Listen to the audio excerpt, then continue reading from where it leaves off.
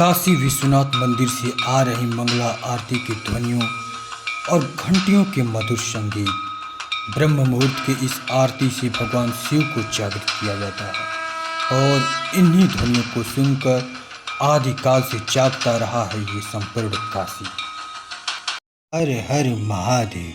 दोस्तों, मैं शेखर सैलानी स्वागत करता हूं आप सबका वाराणसी डायरी के काशी दर्शन में।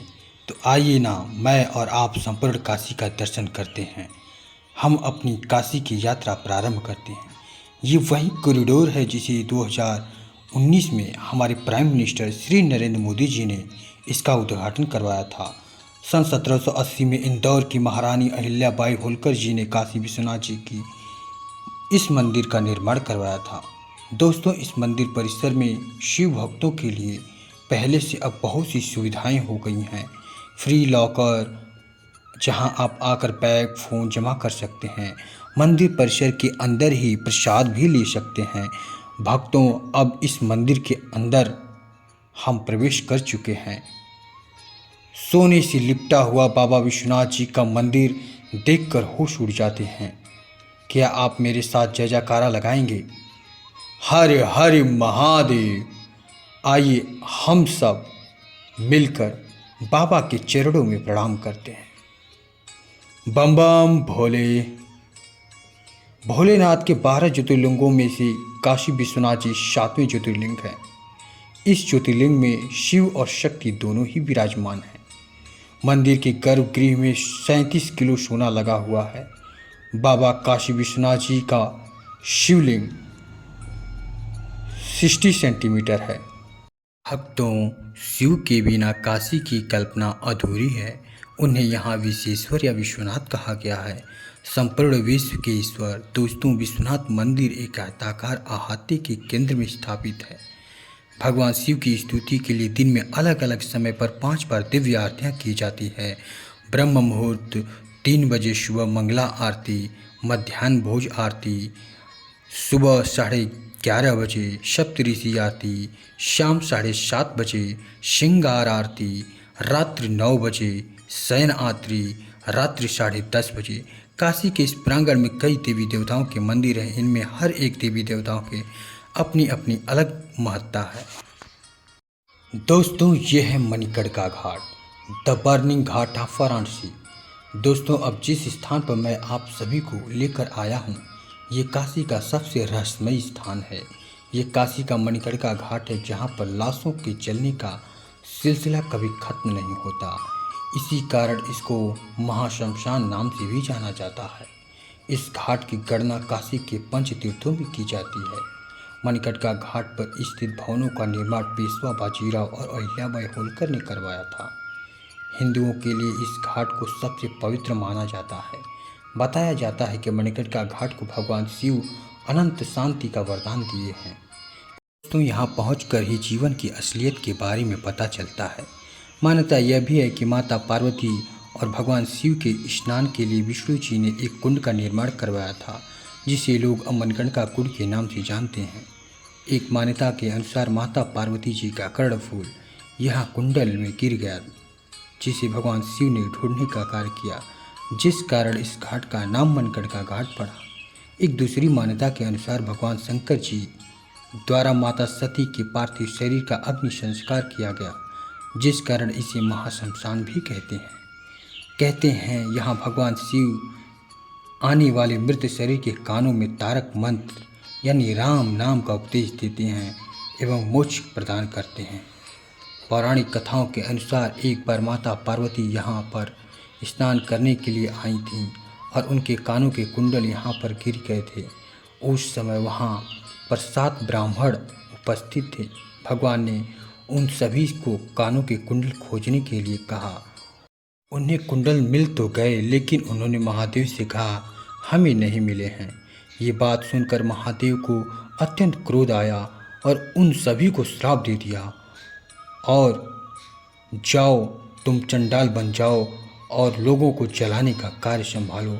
तब से लेकर आज तक वही डोम जाति ही यहाँ पर लोगों को जलाने का कार्य संभाल रही है।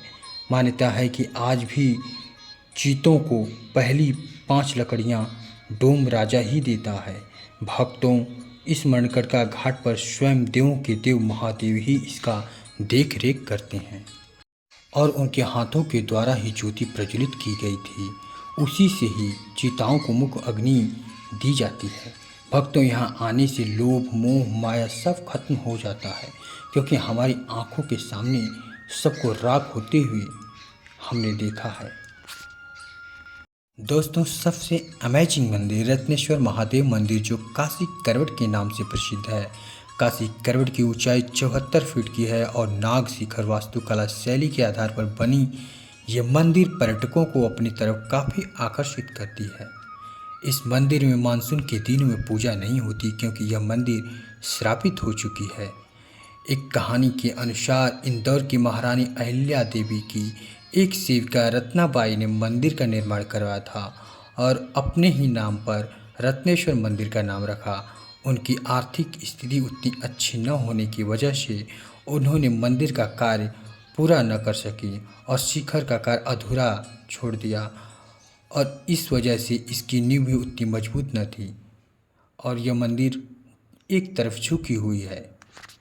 एक अमेजिंग फैक्ट की बात बताएं तो इटली की लेनिंग टावर ऑफ पीसा, जो कि 4 डिग्री ही झुका है, लेकिन हमारा ये काशी करवट 9 डिग्री झुका हुआ है।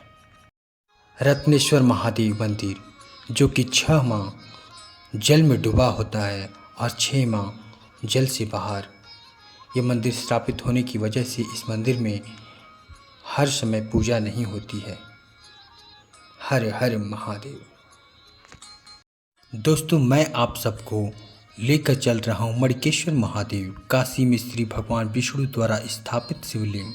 भक्तों, आप देख रहे हैं महादेव की नगरी काशी में जमीन से 2 मंजिल नीचे पाताल में काशी विश्वनाथ जी के दायां हाथ माने जाने वाले मणिकेश्वर महादेव को।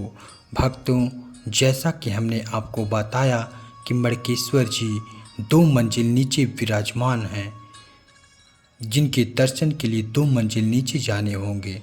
श्री स्कंद महापुराण काशी खंड अध्याय 104:5 में श्री भगवान विष्णु जी ने स्वयं कहा है, जो कोई मनुष्य मणिकर्णिका में स्नान कर मणिकेश्वर के दर्शन करता है, उसे फिर माता के गर्भ की यंत्रणा कभी नहीं सहन करनी पड़ेगी। पूर्व काल में मैंने ही अंतःगृह के पूर्व द्वार पर मणिकेश्वर नामक शिवलिंग की स्थापना की। दोस्तों, ये मेरा सौभाग्य है कि मुझे मणिकेश्वर महादेव के दर्शन प्राप्त हुए। बोलिए हर हर महादेव।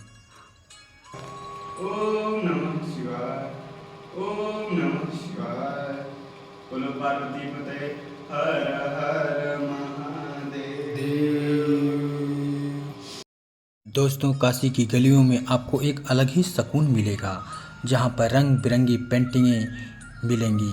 तो दोस्तों, अब मैं आपको लेकर चल रहा हूँ चंद्रकूप, जो भगवान चंद्रमा के द्वारा बनाया गया एक कूप है, जो एक रहस्यों से भरा हुआ है। काशी खंड में चंद्रशेखर लिंग एवं चंद्रकूप के महात्म्य का उल्लेख है।